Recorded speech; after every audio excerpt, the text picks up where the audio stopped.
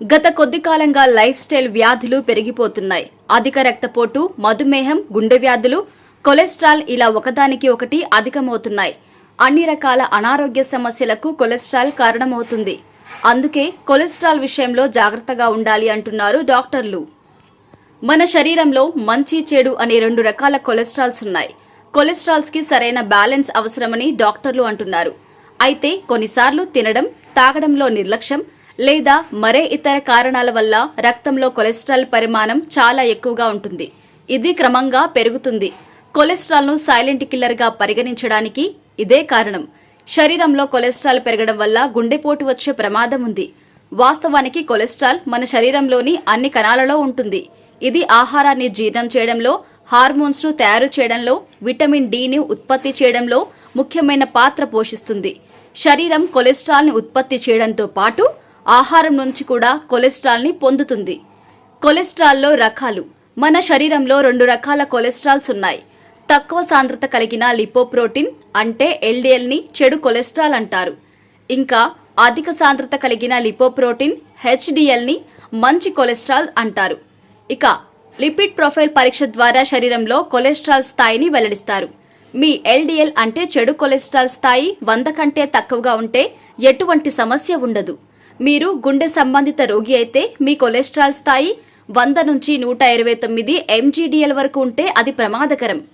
మీకు ఎలాంటి వ్యాధి లేకుంటే మీ కొలెస్ట్రాల్ స్థాయి 100 నుంచి 129 ఎంజీడీఎల్ వరకు ఉంటే మంచిది. పరీక్షల్లో కొలెస్ట్రాల్ స్థాయి 130 నుంచి 159 ఎంజీడీఎల్ వరకు వచ్చినట్టయితే అది అధిక ప్రమాదం దిశగా పరిగణిస్తారు. కొలెస్ట్రాల్ స్థాయి 160 నుంచి 189 ఎంజీడీఎల్ ఉన్న వ్యక్తులైతే అది అధిక లేదా ప్రమాదకరమైన జాబితాలోకి వస్తుంది. 190 కంటే ఎక్కువ కొలెస్ట్రాల్ స్థాయి కలిగి ఉంటే చాలా ఎక్కువగా అంటే హై కొలెస్ట్రాల్ గా పరిగణిస్తారు. ఇది ఆరోగ్యానికి ప్రమాదకరం. ఇక చెడు కొలెస్ట్రాల్ ని ఎలా తగ్గించుకోవాలంటే రోజువారీ ఆహారంలో కొన్ని మార్పులు చేయడం ద్వారా కొలెస్ట్రాల్ ని చాలా వరకు తగ్గించుకోవచ్చు. దీనికోసం మీరు ఎక్కువగా ఫైబర్ ఫుడ్స్ తీసుకోవడం చాలా ముఖ్యం. ఆహారంలో ఓట్స్, తృణధాన్యాలు, బార్లీని చేర్చుకోవచ్చు. కూరగాయలలో చిక్కుళ్ళు, బెండకాయలు, దొండకాయలు తినవచ్చు. ఇది కాకుండా రోజు నట్స్ కూడా తినొచ్చు. కొలెస్ట్రాల్ నియంత్రించడానికి ఆహారంలో కణోలా నూనె, సోయా ఆధారిత ఆహారం, కొవ్వు, చేపల్ని కూడా తీసుకోవచ్చు. ఇక పండ్లు, కూరగాయల్లో antioxidants, vitamins, minerals, good fat కూడా లభ్యమవుతుంది.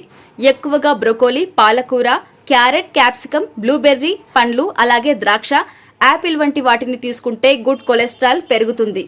అలాగే fatty fish, salmon, tuna, sardine వంటి చేపల్లో ఒమేగా 3 ఫ్యాటీ యాసిడ్స్ కూడా ఎక్కువగా ఉంటాయి. వీటిని తింటే శరీరంలో చెడు కొలెస్ట్రాల్ తగ్గి గుడ్ కొలెస్ట్రాల్ పెరుగుతుంది. అలాగే బాదం, walnuts, flakes seeds, chia seeds వంటివి తినడం వల్ల ఫైబర్తో పాటు గుడ్ కొలెస్ట్రాల్ కూడా పెరుగుతుంది. అదేవిధంగా ఓట్స్ తినడం వల్ల కూడా లిక్విఫైడ్ ఫైబర్ మెండుగా పెరుగుతుంది. ఇది బ్యాడ్ కొలెస్ట్రాల్ ని తగ్గించి గుడ్ కొలెస్ట్రాల్ ను పెంచుతుంది.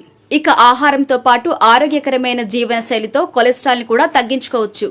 ఇందుకోసం ప్రతిరోజు కాసేపు వ్యాయామం లేదా నడవండి. ధూమపానం, మద్యానికి దూరంగా ఉండండి. మీ బరువును నియంత్రించుకోండి.